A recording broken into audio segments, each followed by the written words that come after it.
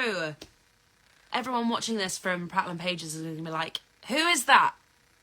Who is she? We haven't seen her here in ages. I'm sorry, I've not been around for a long time on Prattle and Pages because my reading was shocking in 2022. But here we are. I have the biggest pile of books anyone has ever seen. I've not read any of them. This is a haul. Here's what I'm hoping to read this year. But there's so many that the idea of doing this as a YouTube video was actually quite painful. Didn't want to do it, if I'm totally honest. So I thought, let's do it as a live, so I can just do it in one take. And you can all see it as we go. I'll wait until a few more people are here. I've got my big old thing of water. My New Year's reading resolutions are just to read more. And after I finish this live, I think I have about 50 pages left of... Hang on, it's in my bag, but it's really hard to get out because it's a big book in a tiny bag. Hang on. I'm currently reading this, which is A Pocket Full of Happiness by Richard E. Grant. Again, I feel like it's taken me so long to read it because I started reading it during Panto. So, I'm almost done with it. Where am I? I'm here. So I've only got that much left. I'm on page 263 and it has like 321 pages in it. So I'm almost done. Gonna try and finish that tonight and then move on to something else new and exciting. But the pile of books next to me is large. Large with a soft G. There's also all of these ones here. I don't know if you can see that. All of that. There's a whole shelf's worth there of books that I also haven't read that I would like to read. So yeah, let's get cracking. I also was just looking at this. There's another shelf down here where there's like a big hole where I've taken a bunch of books out to show you in this pile. Because I was looking at it and I was like, where have these books come from? I don't remember buying those books. There's also that one. Hang on. Oof. I'll put that in the list as not in the pile. What about that one? What's this one? Oh. Again, I don't know where any of these books are coming from. Where are these from? I remember buying those ones. But that, I don't know where that's come from. That's worrying, isn't it? That means you've got a problem, doesn't it? That means you've got a book buying problem. If you're looking at books going, I don't think I've ever seen you in my life. When did I pick you up and put you in my basket and buy you? Like, there's several steps to buying a book. You think that I would remember. Okay, right, let's get cracking. Book number 1 that I have no idea where it came from. This is The Ladies of the Secret Circus. I have a feeling that this was a box of stories book. This is by Constance Sayers. This is set in Paris and Virginia. Paris in 1925, Virginia 2004. The surest way to get a ticket to Le Cirque Secret is to wish for it. This feels very night circus, I guess. But it says to enter the secret circus is to enter a world of wonder, a world where women weave illusions, carousels take you back in time, and trapeze artists float across the sky. Bound to her family's circus, it's the only world for Cecile Cabot, until she meets a charismatic young painter and embarks on a passionate love affair that could cost her everything. And then Virginia 2004, it says, when Lara Barnes' fiancé disappears on their wedding day, every plan she has for the future comes crashing down. Desperate for answers, Lara's search unexpectedly leads her to her great-grandmother's lost journals. Swept into a story of a dark circus and ill-fated love, secrets about Lara's family history come to light and reveal a curse that has been claiming payment from the women in her family for generations. That sounds really cool. A curse that might be tied to her fiancé's mysterious fate. That sounds great. The Ladies of the Secret Circus. Well, there we go. Writing's very small, though. I don't like small writing, but sounds good. Someone's just said, read that last year, was not what I expected, but in a good way. Well, there we go. This one I did start reading, but then just stopped because I think I was reading something else at the time, but this was the only book I had with me because I just bought it and I wanted to read. So this is Highway Blue by Elsa McFarlane. In San Padua, you can never get the ocean out of your brain. Anne-Marie's husband, Cal, left her on their first anniversary. 2 years later, and she is still adrift, living a precarious life of shift work and shared apartments. When he shows up suddenly on her doorstep, clearly in trouble, she reluctantly agrees to a drink. But later that night, a gun goes off in an alley near the shore, and the young couple flee together, crammed into a beat-up car with their broken past, desperate to fill their lives on this long stretch of road under hot skies. Highway Blue. This is a very short book. This is under 200 pages, 179 pages to be exact. Nice short read for you there. This is the first day of spring. It only takes a second to end a life. Where has this come from? I didn't buy this. Where is it from? Who's given me this book? Why do I own this? Where? Tell me. I want to know.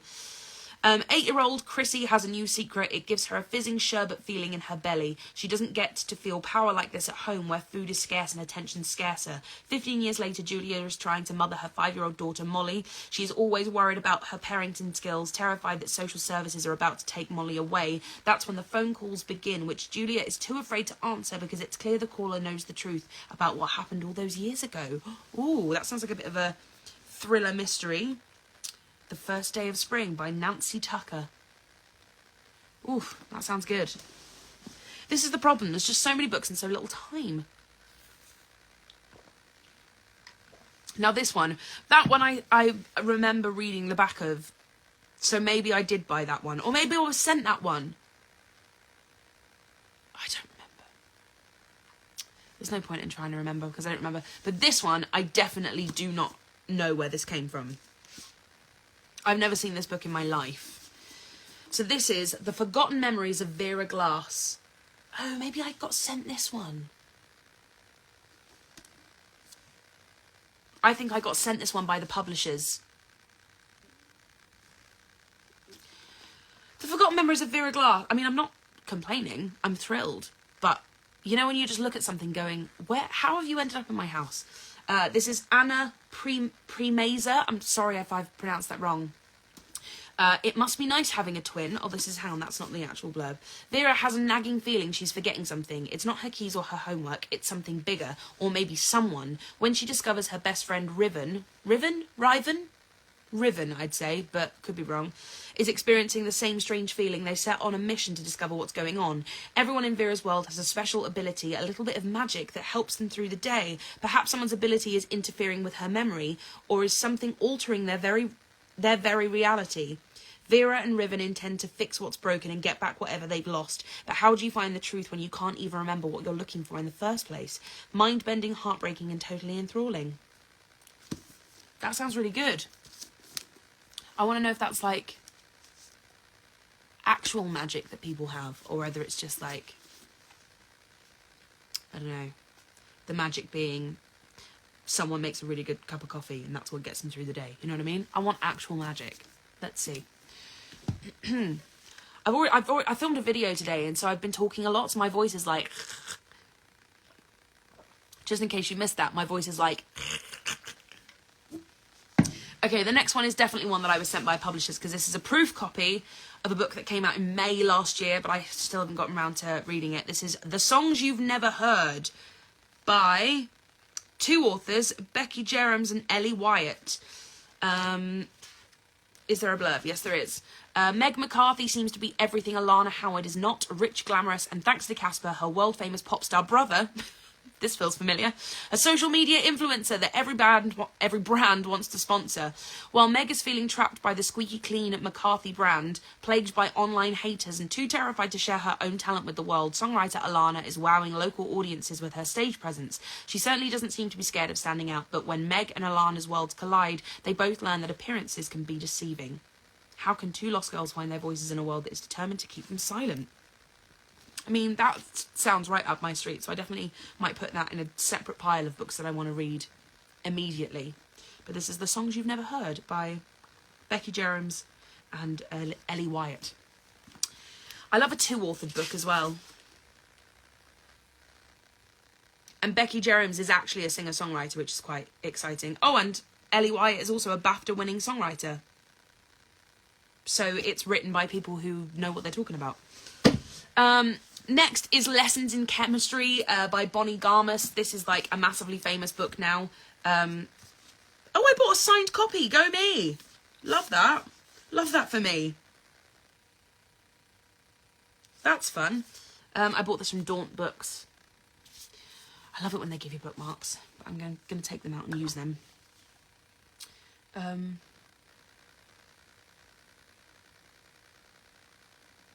Oh, this is really fun. So the character is called Elizabeth Zott. And it has like a little Elizabeth Zott approved like stamp here. That's really cool. Oh God, I'm kicking books over. Chemist Elizabeth Zott is not your average woman. In fact, Elizabeth Zott would be the first to point out that there is no such thing. But it's the early 1960s and her all-male team at Hastings Research Institute take a very unscientific view of equality, except for one, Calvin Evans, the lonely, brilliant Nobel Prize-nominated grudge holder who falls in love with, of all things, her mind. True chemistry results. But like science, life is unpredictable, which is why a few years later, Elizabeth Zott finds herself not only a single mother, but the reluctant star of America's most beloved cooking show, Supper at 6. Elizabeth's unusual approach to cooking combined 1 tablespoon acetic acid with a pinch of sodium chloride proves revolutionary. But as her following grows, not everyone is happy, because as it turns out, Elizabeth Zott isn't just teaching women to cook, she's daring them to change the status quo. Woo! This sounds a little bit like, I mean, it doesn't sound like it, but it sounds like it in terms of, like, atmosphere and characterization. It sounds and feels a little bit like The Marvelous Mrs. Maisel. That sort of, like, revolutionary woman who's, like, way ahead of her time, challenges stereotypes type thing. That sounds really fun. But I am sad that I didn't pick up the Waterstones exclusive edition that had the oh my God, what do you call it? I'm being an absolute moron right now. The Table of Elements, what's that called? Am I being an absolute knob? What's it called? Help me out here. What am I thinking of? It has a name.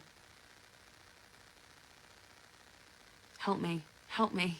I'm waiting for the things to come through. No, I know it's sprayed. No, I know it's called the Sprayed Edges, but the Sprayed Edges was like periodic table. That's what I meant. Thank you very much. Appreciate it.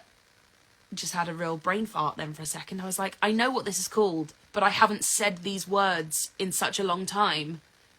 Nor have I ever really needed a periodic table.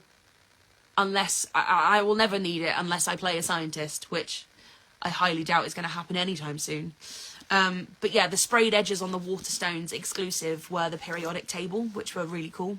So I'm a bit gutted that I didn't pick that one up, but I got a signed version, which is fun. This is Early Morning Riser by, just hit myself in the glasses. Am I alright tonight? By Catherine Haney. Again, I don't remember buying this or picking this up. So maybe this was sent to me. But I don't think it was. Duncan is charming, handsome, and Jane falls in love with him easily, but he has also slept with nearly every woman in Boyne City. Boyne City? That sounds right. Is it? Dunno. Jane sees Duncan's old girlfriends everywhere, at restaurants, at the grocery store, and his ex-wife Aggie still has him mow her lawn. But everything changes with one tragic accident. Now her life is permanently intertwined with them all, and she knows she will never have Duncan to herself. But is it possible that a deeper kind of happiness is right in front of her eyes? Oh, very small writing again. That's very small writing. But does sound very good.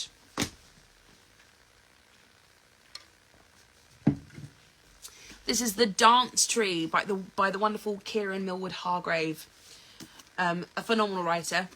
Oh, and this one does have pretty sprayed edges. Look at that. Look at that. Look how gorgeous that is. This one says, I'm going to embarrass myself here, Strasbourg. Strasbourg. Is that right? 1518. In the midst of a blisteringly hot summer, a lone woman begins to dance in the city square. She dances for days without pause or rest, and as she is joined by hundreds of others, the authorities declare an emergency. Musicians will be brought in to play the devil out of these women. Love that. Just beyond the city's limits, pregnant Lisbeth lives with her mother-in-law and husband, tending the bees that are in... sorry, why am I having trouble reading this?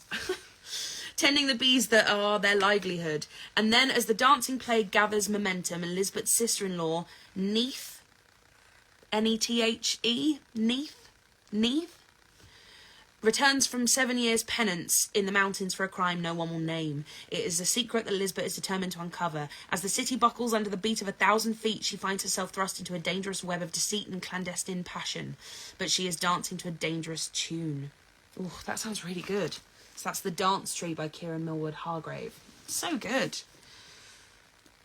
Yeah, I'm going to put that on the other thing. Don't remember buying this. Is possibly a Box of Stories book. This is Suicide Notes from Beautiful Girls by Lynn Weingarten. Oh, I'm going to have to just adjust myself slightly because I'm sat in a giant beanbag. This says, the day Delia burned herself to death in her stepfather's shed. Wait, what am I saying? They say, not the day, they say Delia burned herself to death in her stepfather's shed.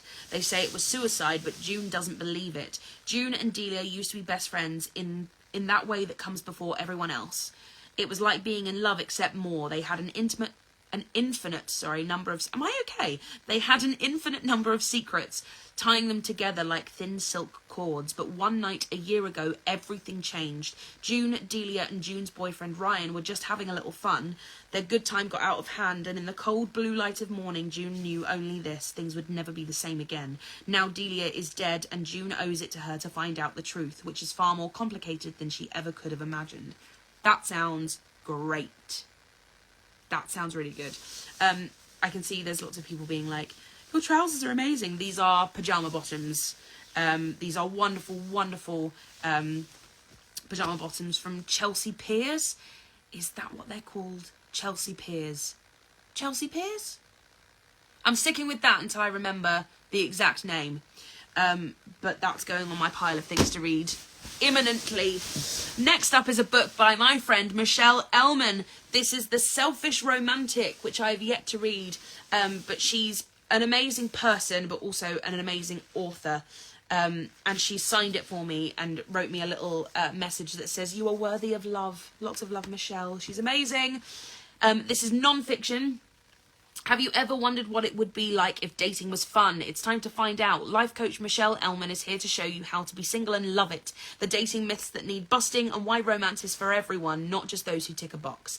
If you ever thought you didn't deserve love, that you can't take another ghosting, or that sex is embarrassing, The Selfish Romantic will revolutionize your dating mindset and empower your love life like never before. Combining Michelle's expertise in boundaries and body positivity, this is your guide to navigating the modern dating landscape. Oh, she is a legend. You should all read this, whether you're dating or not, because it's all about how you should just realise that you are worthy of love. And she's just great. You should all read it. She's amazing. Ooh. I've got 2 middle grade books here. I think this is middle grade. Yes. This is Like a Charm by L. McNichol. Ramya, you've got something the city needs, and it's going to change everything. Edinburgh is a city filled with magical creatures. No one can see them except Ramya Knox. As she is pulled into her family's world of secrets and spells, Ramya sets out to discover the truth about the hidden folk, with only 3 words of warning from her grandfather: beware the sirens. Plunged into an adventure that will change everything, Ramya is about to learn that there is more to her powers than she ever imagined. Love that. That sounds amazing. That is Like a Charm. That sounds right up my street. Oh, and the pages are so pretty as well. Look at that. Love that. Love it. My bra is digging in right there. That's not the one, is it? This is a beautiful sprayed-edged edition of Wilder Than Midnight. And I'm obsessed with that character's hair. She looks awesome.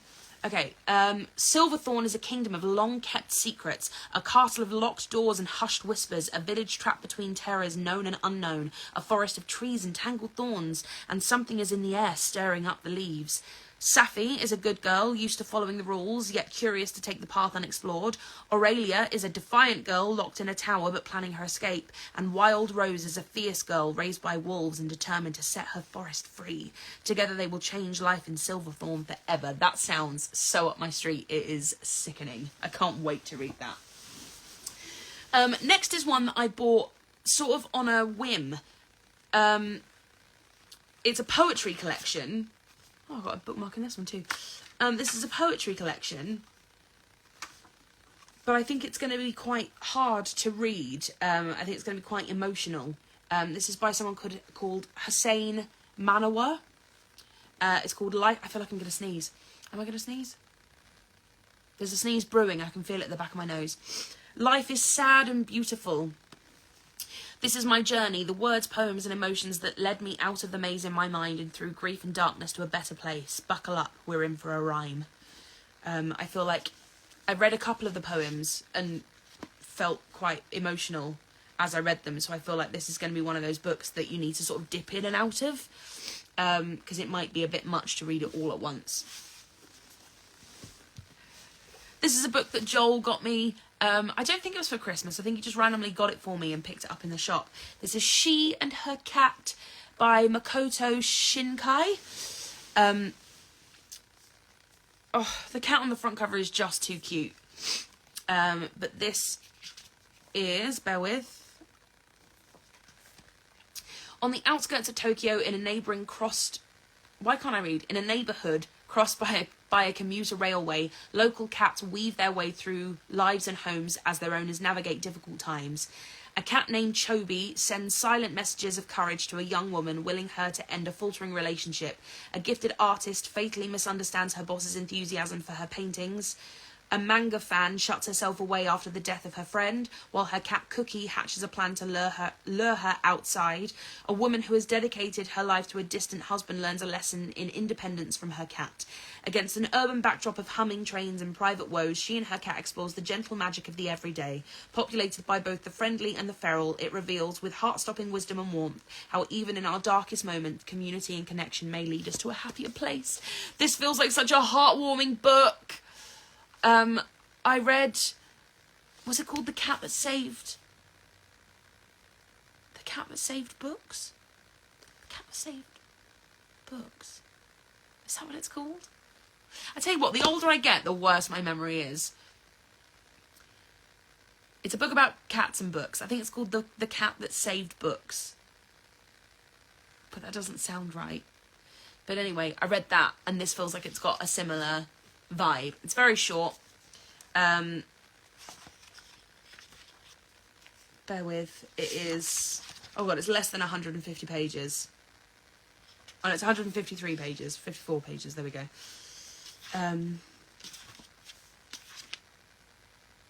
Oh, and all the paragraph breaks are cats. Look at that. That is so cute. That's going on a recent one. What else have we got here? This is a proof copy of a book that's coming out October this year called One Christmas Morning by Rachel Greenlaw. What if you had one chance to save your love story?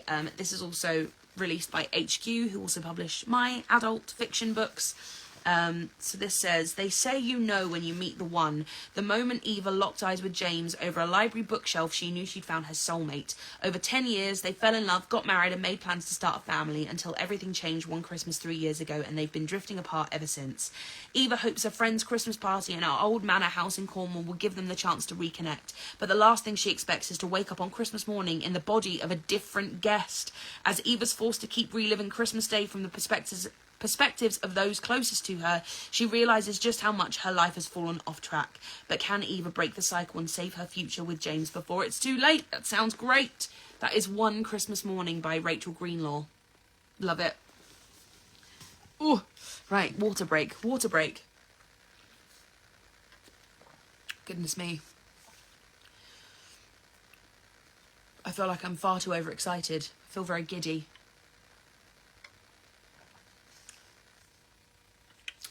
Oh yeah, there's a book called What If Cats Disappeared from the World, which is a different book to The Cat That Saved Books, if that's what it's called. But If Cats Disappeared from the World is also an amazing book.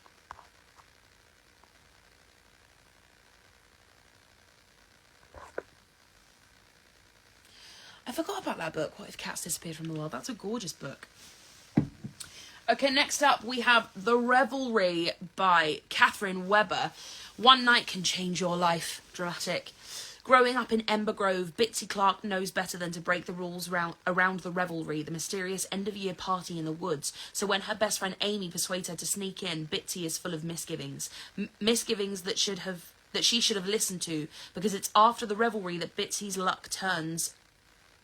Bitsy's luck turns and her life starts to unravel. For Amy, pardon me, I just burped, I'm so sorry. For Amy, it's the opposite, as if she's been blessed with good fortune. Soon, Bitsy is convinced that the Revelry has tied the two friends together in a curse that only she can break. Love it. Love that. I feel like this is YA, I think. Feels quite short as well. Are there page numbers? Yeah. It's under 300 pages. There's 262 pages, so quite a fast read, I reckon. Don't remember buying it, but I definitely did because it's got a half price sticker on it. And with it, I bought this one, Vile Stars. This is a signed copy, and they've signed it, We are all Stardust. I love that. This is by, bear with, the sticker is over the name. Oh, there we go. Sarah Milano. Sarah? S-E-R-A. Lovely spelling. True love, toxic love, lost love. This is oh my god, am I okay? This is a different kind of love story. I feel like my tongue is like 8 times the size it should be and tied in several knots. 17-year-old Luca is trying to piece her life back together after a heartbreaking loss. So when she meets the gorgeous Cosmo under a meteor shower, she thinks theirs must be a love story written in the stars. But Cosmo isn't what he seems. Can Luca set herself free? And what will be left of her if she does? Next up is a book that I really, really want to read because I loved the first book in the series, which was The X-Hex, and this is The Kiss Curse by Erin Sterling. The first one I loved so much, and I talked about it a lot, and so the publishers very kindly sent me a signed copy with this little book plate in the front, which is very, very kind of them. Thank you so much to Headline Eternal. Oh god, I need to get a better chair. I'm really uncomfortable. Magic doesn't always play by the rules. Gwyn Jones is perfectly happy with her life in Graves Glen. She's formed a powerful new coven with her family. She's running a successful witchcraft shop.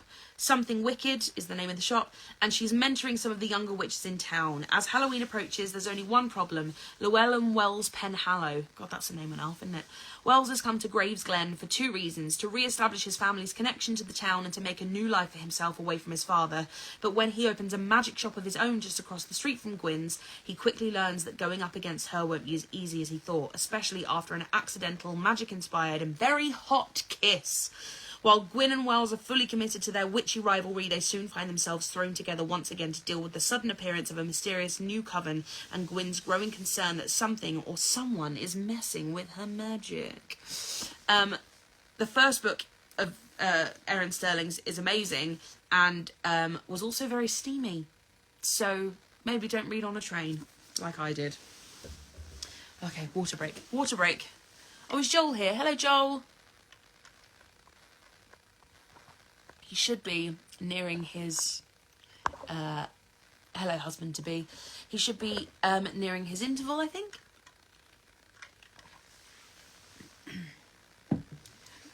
Okay, what's next? This one was sent to me by Hodder and Stoughton. Stoughton? I never know. This is Sounds Like Fun by Brian Moriarty. Great name. Having an open relationship sounds like fun, right? Ian, I'm guessing it's Ian, spelled E-O-I-N, Ian, Ian is doing great. He's 27, gainfully employed, and in a long-term relationship with his boyfriend Rich. Okay, so his best friend Jax is diving into yet another disastrously bad relationship, and Ian's going to be the one dealing with the eventual fallout. And his boss at the cafe, Rebecca, seems to have vanished, so somehow Ian's left managing the place. And to be honest, he's not got much else going on. But still, he's got the boyfriend Rich, steady, sensible, and dependable Rich. That is until Ian's world is turned upside down when Rich announces that he wants an open relationship. Terrified of losing the man he loves, Ian reluctantly agrees to this new arrangement and stumbles into the world of dating with no strings attached. What could go wrong? Hashtag sounds like fun. This book does sound like fun. I feel like I would enjoy this. I'm going to put that on my to read soon pile. I'm going to have to take my socks off. I'm so hot. It's hot in this room. I think it's my ring light. Next is another book that has been sent to me. And what I might do actually is leave it there and then do another live stream next week. Because there's just a lot of books. So this is another one that's been sent to me by Penguin Random House.